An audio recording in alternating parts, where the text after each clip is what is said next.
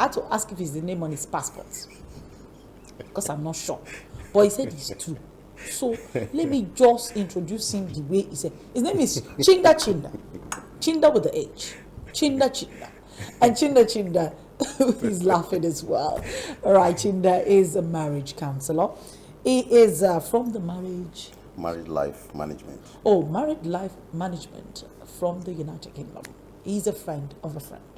And so when they said he was in town, mid-90s, I'm like, yeah, let's do this. We've been talking so much about what is wrong with the marriage institution today. And so it will be very apt for us to tackle not the people who are already in it. Let's just tackle the people who are about to go into it.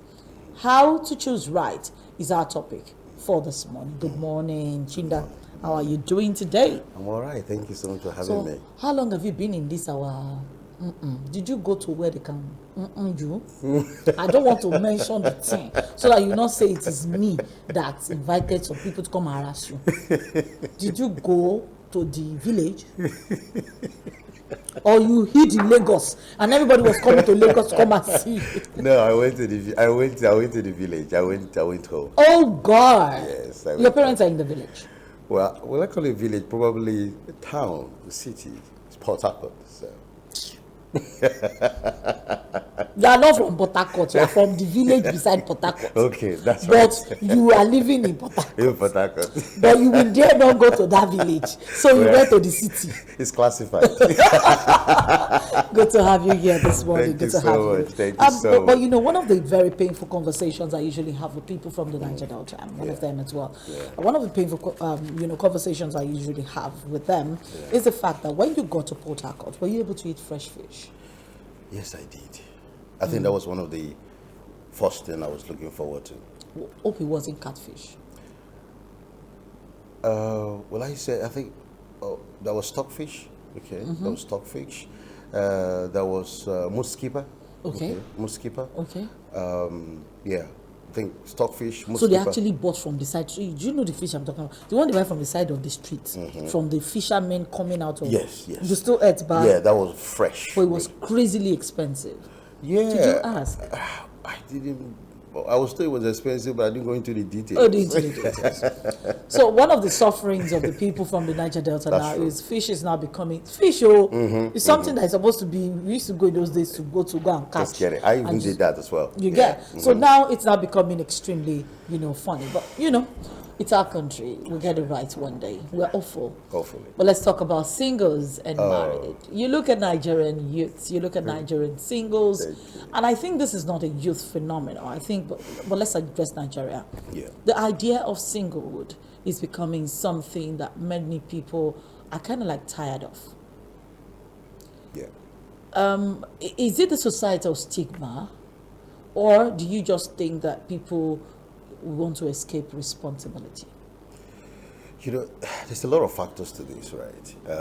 Sometimes I could say culture. Okay, culture play a lot of role, and also family background as well play a lot of role. And another big one is religion. Okay, that's another big elephant in the room. So singleness is supposed to be a place where you self-discover, right? And also mentor yourself to become more valued person. Even before, let's talk about before marriage, right? You need to be first fulfilled as a single person. As an individual. As an individual, absolutely, right? Because if you're not fulfilled as a single person, it's difficult to be fulfilled in marriage. Marriage isn't the secret of fulfillment. No, it isn't.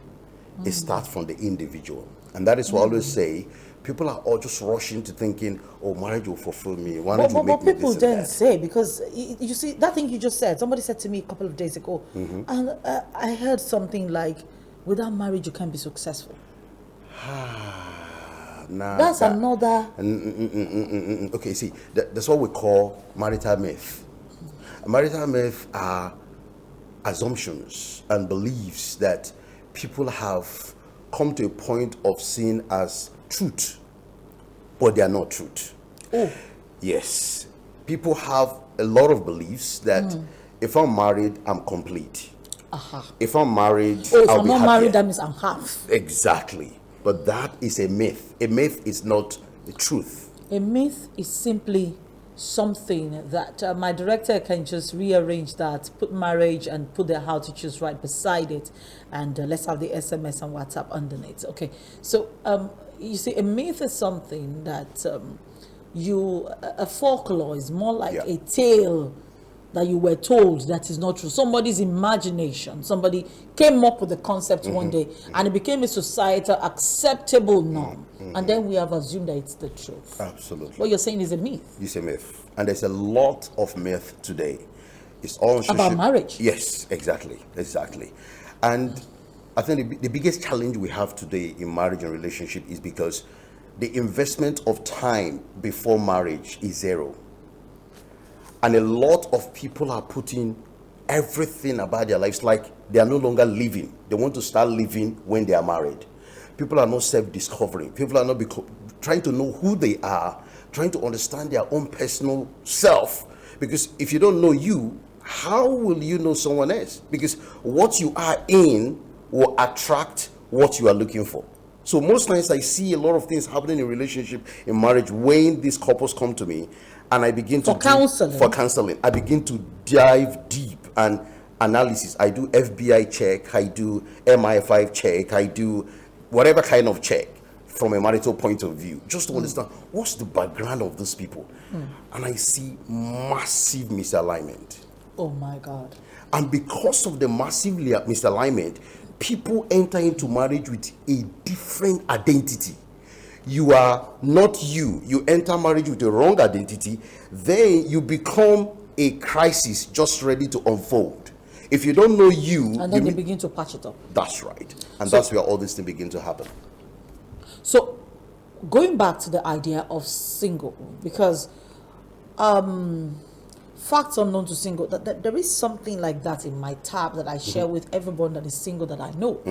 I think the beauty of singleness or something. I think it was Bishop T.D. Jakes. Okay.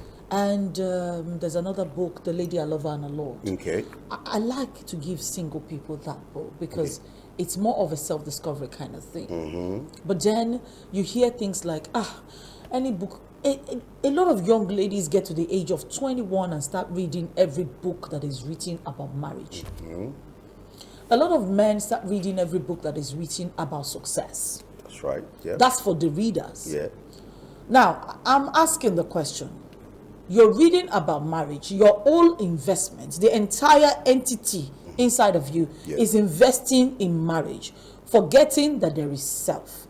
So there is this concept of two come together and become one. So it looks as if it is a half and half that comes and becomes one. You are even talking about misalignment. I'm even talking about half people. Sincerely, because it looks like half people to me. Half people come together. Assumption, they become one. And then, are they supposed to speak the same language? Because then they judge things like, we're going to marry each other by, can we align our thoughts? Do we see things from the same perspective? Is that true? Yeah. Should that be? Well, no. No, we can't see things in the same perspective because we are not the same. One of the greatest sources for any marriage to work is being different. If you're only seeing things on the same perspective, which means one person isn't true. Somebody's hiding themselves. Probably they are scared or they are afraid or they grew up in a place whereby they silence their voice.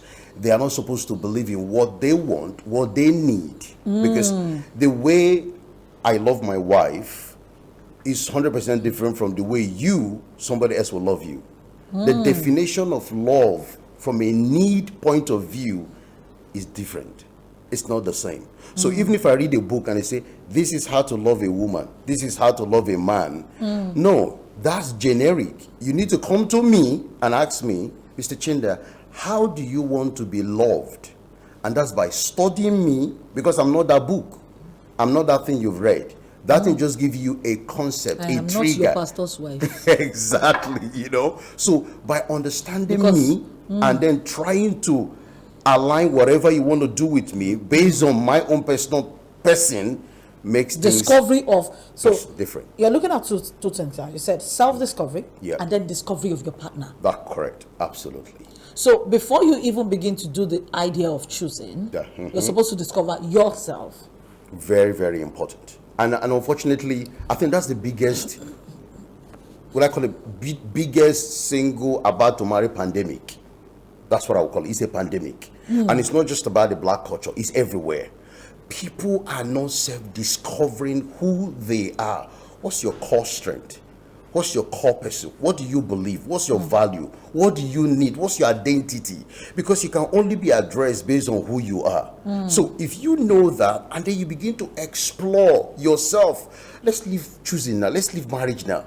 Be whole As a person. as a person. A complete individual. Absolutely. Because if you're on whole, it will be magnified in the marriage. So a lot of young people and a lot of single people, perhaps the way they were brought up in their people. exactly the way they are brought up, you will see a lot of unhealed part of them, unhealed areas in their life.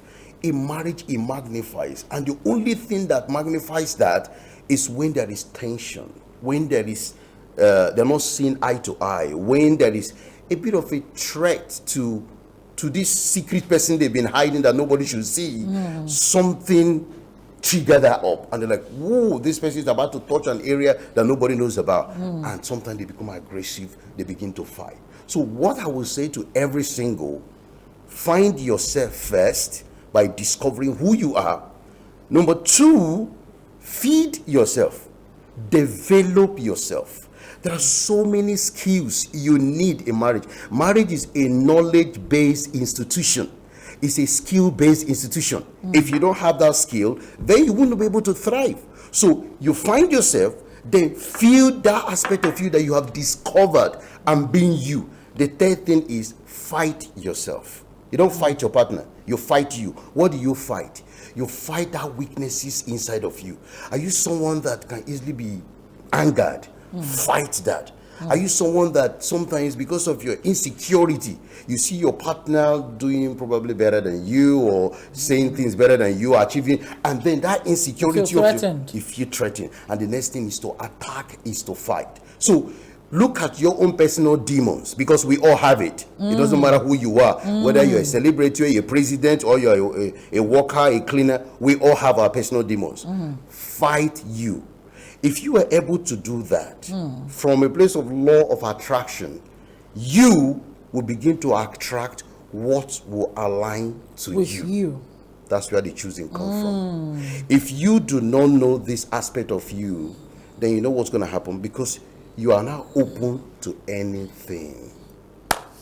And the moment you open to anything, you fall into that trap. Anything goes. And that's how someone enter marriage. I used to call some marriage that's about to happen is crisis. It's like a Hitler warfare, World War III about to come up. It's like resurrecting Hitler, and the person is already there waiting. But because you don't know you don't know, you don't fight you don't understand you, you enter into this marriage with wrong identity and wrong perception, and with that wrong expectation of you, you will find the wrong person. And from day one, And then you cement it with the person. And then you get into marriage. Years down the line, you're running away from each other, or you're hiding from each other. It's not a call-in show this morning, but if you want me to open up the phone lines, I can give you 5 minutes. But you're not going to do a WhatsApp call. If you want to call, you do a direct call to the number on your screen, or you simply send a text message or WhatsApp message to that number. Let's get talking. I like the idea of women being, fully established before they get into the concept of marriage. Some people have come up again to say that if I get married, I will become successful quickly. At what point should a single person, whether female or male, I know it differs, but by society, it differs. Yeah. But by normalcy, should it be different? That's one question. Then the other one is, at what point should a single person begin to pursue success? Before you think of marriage, when you're thinking of marriage, or when you're already married? You see, the concept of success, yes, should start with you as an individual, that this is what I want. Marriage should not be the beginning of success. Marriage should be the progression of success. Okay. So if you are not in the lane of success, because when we even say success, it differs with different people. What exactly is success? Is he having a Range Rover? Is it a car? Is he having a PhD? Is he traveling abroad? What do you define by success? And now this also comes back by the individual, right? If you define what is success for me, for me and anyone watching, success starts from when you have started developing you. They think you are giving wife. All the messages that I'm just responding to messages. So people say I'm looking for a good wife. I'm listening. Right. When you start developing you, one thing I've come to realize that anybody that is fully immersed in developing you, personal development breeds success.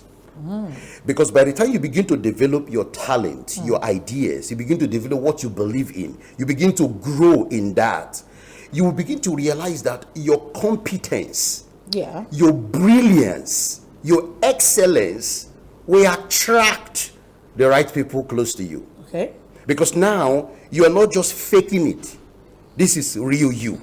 And the evidential stuff is there. Is proving that, look, this person is on the right path. This person is doing this. And that's why I say, what exactly is success to you? For me, it's personal development. That can grow into your talent. That can grow into your career. That can grow into your business. That can grow into a startup. It doesn't matter what it is. As long as there's a progression, right? That's the success. So you're moving forward. Let's take some messages this morning. You can call the line now. I'll pick it now. Right. Please, I'm looking for a good wife to marry, but I don't want to make a mistake. I think you have addressed it, right? Okay. Yes, it's good to look for a good wife. But, okay, I want to say something here. That's a very important question.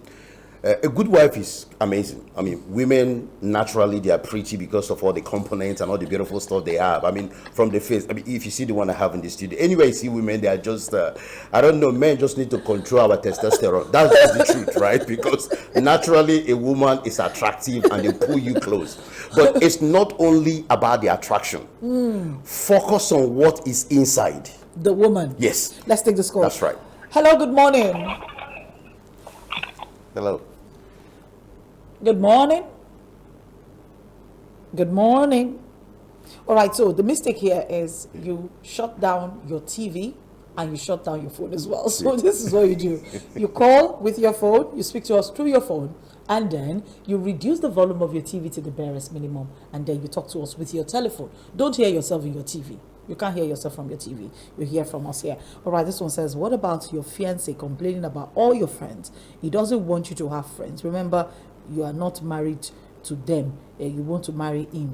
Okay, now he's insecure. Sorry, I just have to be direct on that. The fiancé is insecure, right? We want to find out, why are you insecure?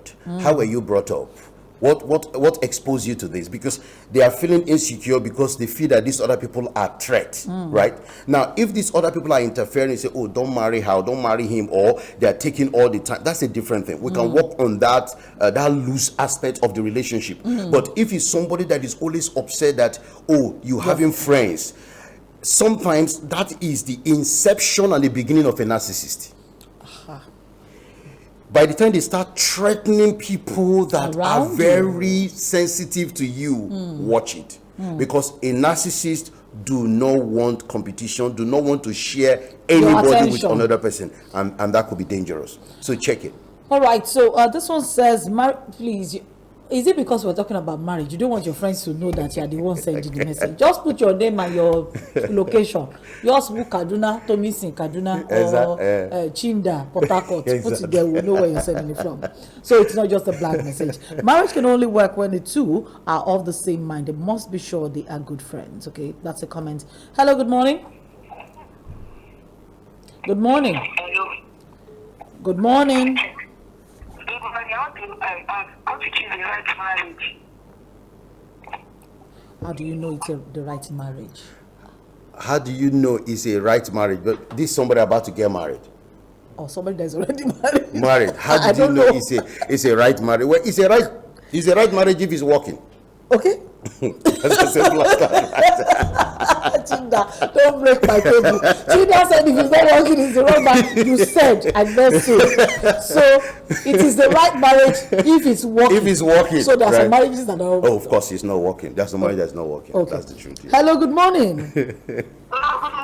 Your name and where you calling from?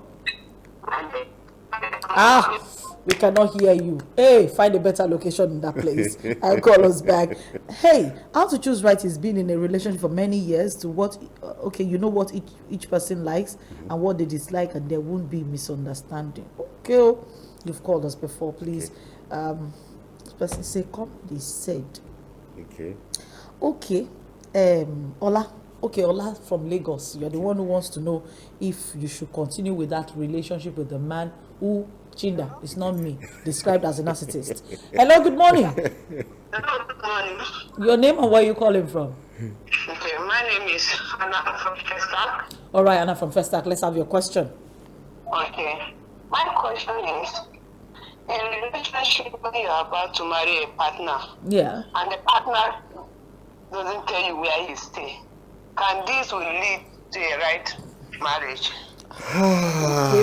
Oh my goodness me. Okay. Let's start by saying that when somebody is keeping secret, when somebody is trying to avoid What where kind they are of staying, secret?